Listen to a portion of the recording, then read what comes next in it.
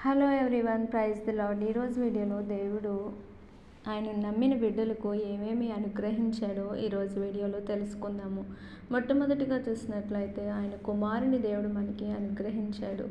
ఆశ్చర్యకరుడు, ఆలోచనకర్త, నిత్యుడగు తండ్రి, సమాధానకర్తయగు అధిపతి అని ఆయనకు పేరు.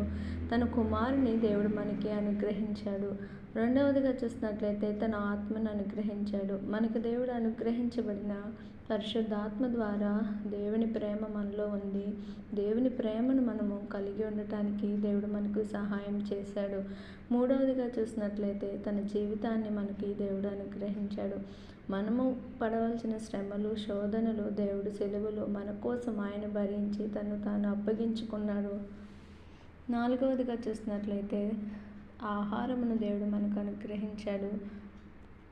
జీవాహారమును పొందుకొనుటకు దేవుడు మనకు సహాయం చేస్తున్నారు. ఐదవదిగా చూసినట్లయితే తన సాక్ష్యము, ఆయన యందు విశ్వాసం ఉంచిన వానికి ఈ సాక్ష్యం కలిగి ఉన్నారు. 1 యోహాను పత్రిక 5వ అధ్యాయం 10వ వచనంలో చూసినట్లయితే దేవుని కుమారుని యందు విశ్వాసం ఉంచువాడు తనలోనే ఈ సాక్ష్యం కలిగి ఉన్నాడు. ఆ సాక్ష్యం ఏమనగా దేవుడు మనకు నిత్య జీవమును అనుగ్రహించాడు. తన కుమారుని ద్వారా నిత్య జీవము మనము పొందుకోగలిగాము. ఆరవదిగా చూసినట్లయితే తన కృప, దేవుని చేత మనకి కృప అనుగ్రహించబడింది.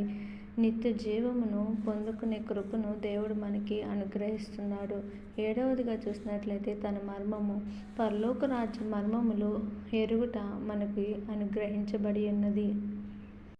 దేవుని నమ్మిన మనకు దేవుడు ఇంత ఆధిక్యతను దేవుడు మనకి అనుగ్రహించాడు.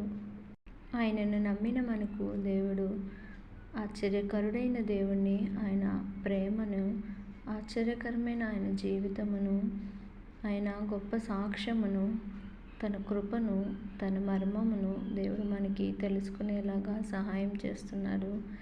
ఇవన్నీ ఆయన మనకు ఉచితంగా అనుగ్రహించాడు. ఆయనను తెలుసుకున్న మనము ఇంత ఆధిక్యతను మనకు అనుగ్రహించిన దేవుడు, ఆయన పట్ల మనము ఎల్లప్పుడూ నమ్మకంగా ఆయనలో జీవించాలి. ఈ విధంగా జీవించినప్పుడు దేవుడు మనకి తప్పకుండా ఆయన రాజ్య మర్మమును గురించి తెలుసుకునే కృపను అనుగ్రహించిన దేవుడు ఆయన రాజ్యంలోకి మనలను తప్పకుండా ఆయన చేరుస్తాడు. అంతము వరకు నమ్మకముగా ఉండుము, నేను నీకు జీవ కిరీటం ఇస్తానని దేవుని వాక్యం సెలవిచ్చినట్లుగా ఆయనలో మనం ఎల్లప్పుడూ నమ్మకంగా జీవించినట్లయితే దేవుని యొక్క రాజ్యంలో మనము ప్రవేశిస్తాము. అటు కృప దేవుడు మనందరికీ దయచేయునుగాక. ఆమేన్. Thank you.